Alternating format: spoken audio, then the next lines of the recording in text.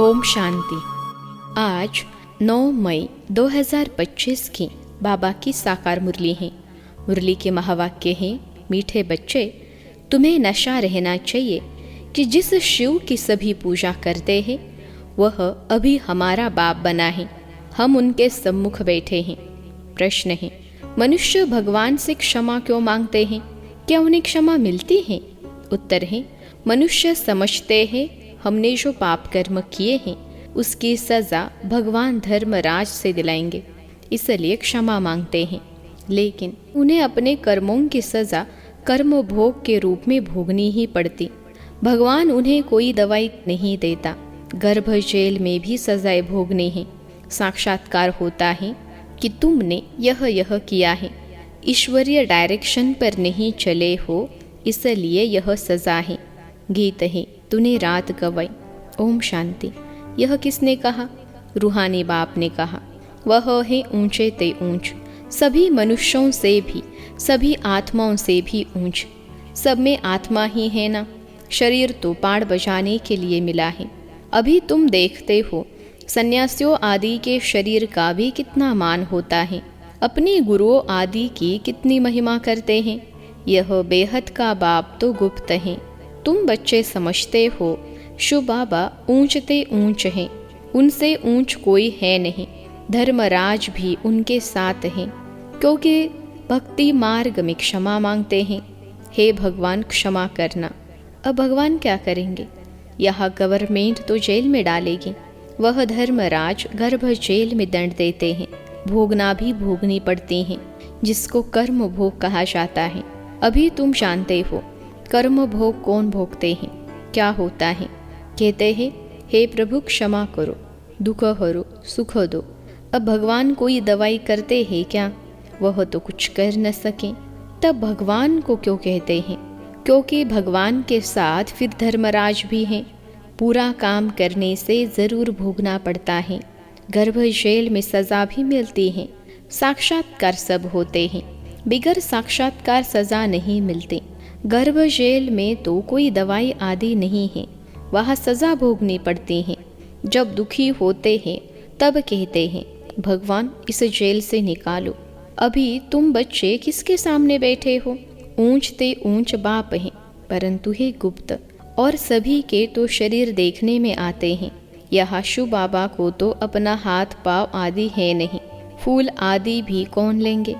इनके हाथ से ही लेना होगा अगर चाहे तो, परंतु कोई से भी लेते नहीं। जैसे वह शंकराचार्य कहते हैं, हमको कोई छुए नहीं, तो बाप कहते हैं, हम पतितों का कुछ भी कैसे लेंगे? हमको फूल आदि की दरकार नहीं। भक्ति मार्ग में सोमनाथ आदि के मंदिर बनते हैं, फूल चढ़ाते हैं, परंतु मुझे तो शरीर है नहीं, आत्मा को कोई छुएगा कैसे? कहते हैं, हम पतितों से फूल कैसे लेवे? कोई हाथ भी नहीं लगा सकते, पतितों को छूने भी न दे। आज बाबा कहते, कल फिर जाकर नरकवासी बनते हैं। ऐसे को तो देखे भी नहीं।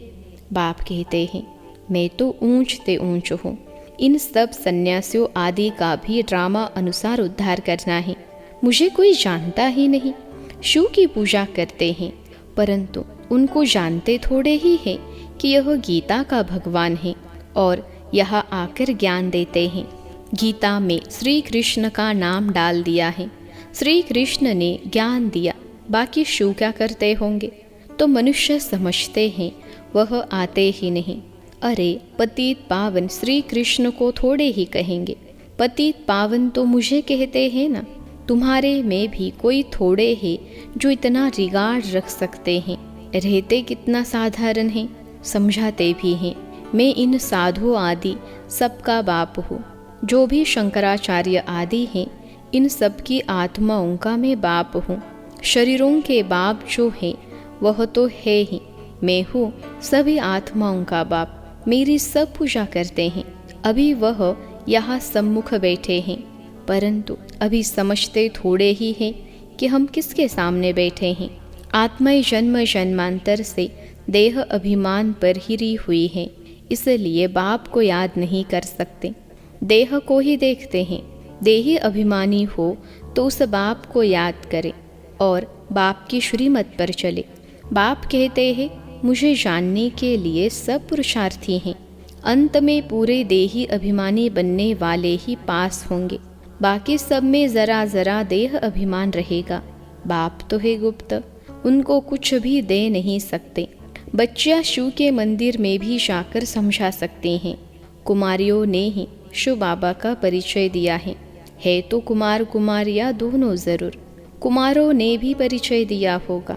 माताओं को खास उठाते हैं क्योंकि उन्होंने पुरुषों से शास्त्रीय सर्विस की है, तो बच्चों को सर्विस का शौक होना चाहिए, जैसे उस पढ़ाई का भी शौक होता है ना। वह है जिस्मानी, यह है रूहानी। जिस्मानी पढ़ाई पढ़ेंगे, यह ड्रिल आदि सीखेंगे, मिलेगा कुछ भी नहीं। समझो अभी किसको बच्चा जन्मता है तो धूमधाम से उनकी छठी आदि मनाते हैं, परंतु वह पाएंगे क्या? इतना समय ही नहीं जो कुछ पा सके। यहाँ से भी जाकर जन्म लेते हैं, परंतु वह भी समझेंगे तो कुछ नहीं। यहाँ का बिछुड़ा हुआ होगा तो जो सीख कर गया होगा उसी अनुसार छोटेपन में ही शिव बाबा को याद करता होगा। यह तो मंत्र है ना, छोटे बच्चों को सिखलाएंगे। वह बिंदु आदि तो कुछ समझेगा नहीं, सिर्फ शिव बाबा कहते रहेंगे। शिव बाबा को याद करो तो स्वर्ग का वर्षा पाएंगे। ऐसे उनको समझाएंगे तो वह भी स्वर्ग में आ जाएंगे, परंतु ऊंच पद नहीं पा सकेंगे। ऐसे बहुत बच्चे आते हैं, शिव बाबा कहते रहते हैं, फिर अंतमति सो गति हो जाएगी। यह राजधानी स्थापन हो रही है। अब मनुष्य शिव की पूजा करते हैं, परंतु जानते थोड़े ही हैं। जैसे छोटा बच्चा शिव शिव कहते हैं, समझते नहीं। यहाँ भी पूजा करते हैं, परंतु पहचान कुछ भी है नहीं, तो उनको बतलाना चाहिए। तुम जिसकी पूजा करते हो वही ज्ञान का सागर, गीता का भगवान है।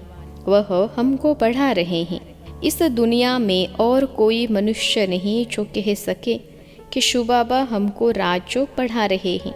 यह सिर्फ तुम जानते हो, सो भी भूल जाते हो। भगवानुवाच मैं तुमको राजयोग सिखाता हूँ। किसने कहा? भगवानुवाच काम महाशत्रु है, इस पर जीत पहनो, पुरानी दुनिया का संन्यास करो। वह है शंकराचार्य, यह है शिवाचार्य। वह हमको सिखलाते हैं। श्री कृष्ण आचार्य नहीं कह सकते, वह तो छोटा बच्चा है। सतयुग में ज्ञान के दरकार नहीं रहती है। जहाँ जहाँ शिव के मंदिर हैं वहाँ तुम बच्चे बहुत अच्छी सेवा कर सकते हो। शिव के मंदिरों में जाओ।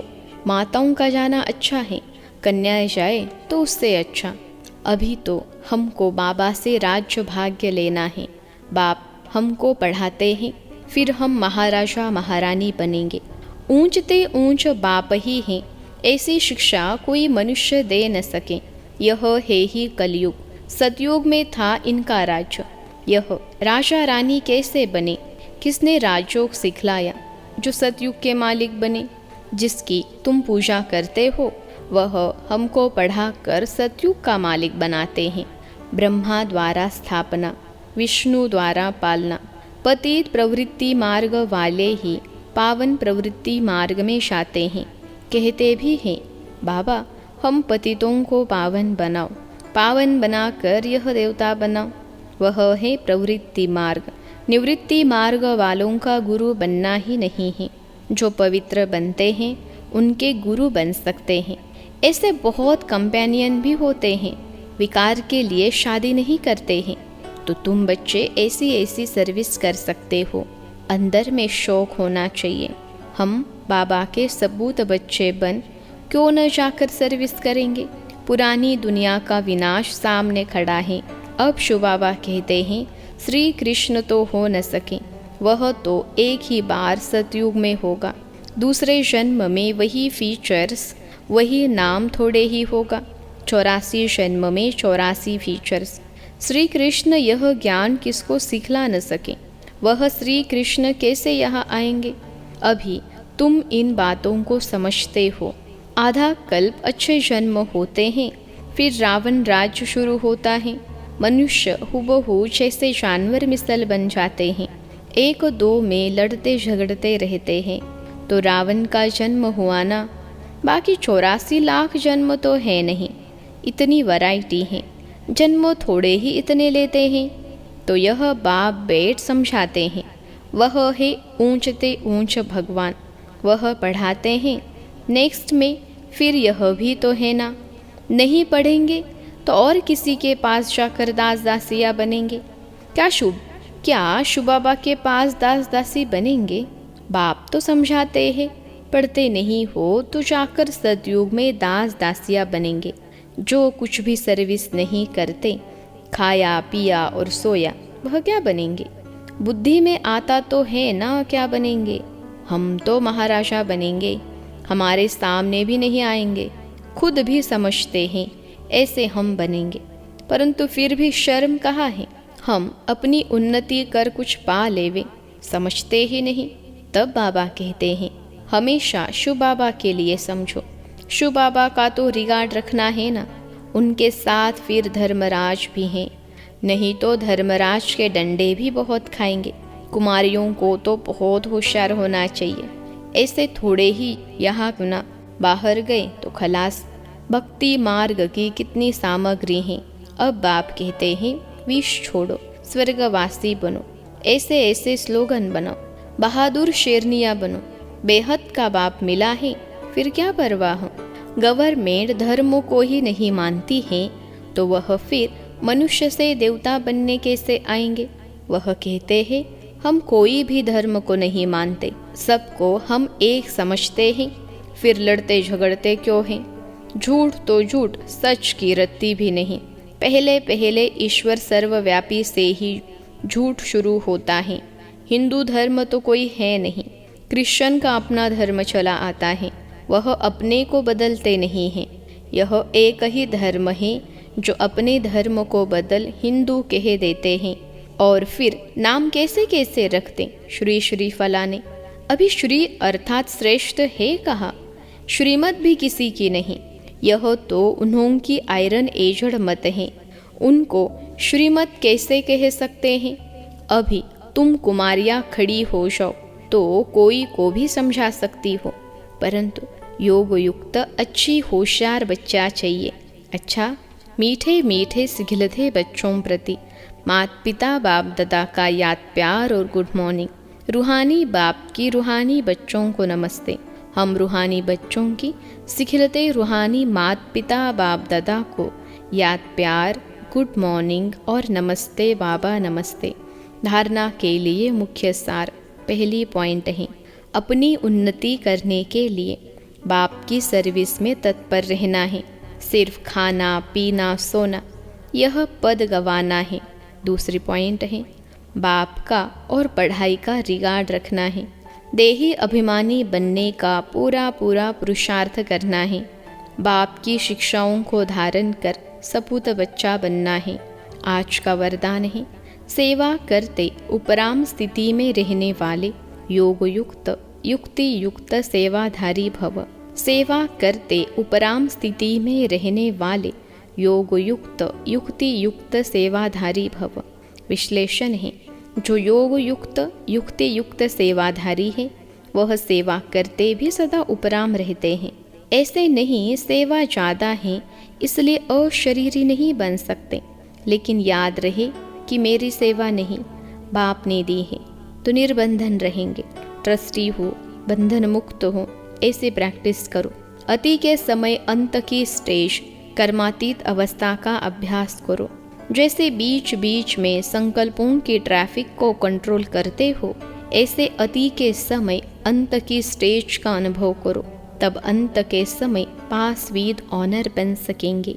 आज का स्लोगन है, शुभ भावना कारण को निवारण में परिवर्तन कर देती हैं। शुभ भावना कारण को निवारण में परिवर्तन कर देती हैं।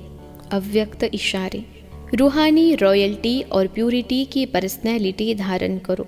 पवित्रता ब्राह्मण जीवन के विशेष जन्म की विशेषता है। पवित्र संकल्प ब्राह्मणों की बुद्धि का भोजन है। पवित्र दृष्टि ब्राह्मणों के आँखों की रोशनी है। पवित्र कर्म ब्राह्मण जीवन का विशेष धंधा है। पवित्र संबंध और संपर्क ब्राह्मण जीवन की मर्यादा है। ऐसी महान चीज़ को अपनाने में मेहनत नहीं करो, हट से नहीं अपनाओ। यह पवित्रता तो आपके जीवन का वरदान है। अच्छा, ओम शांति।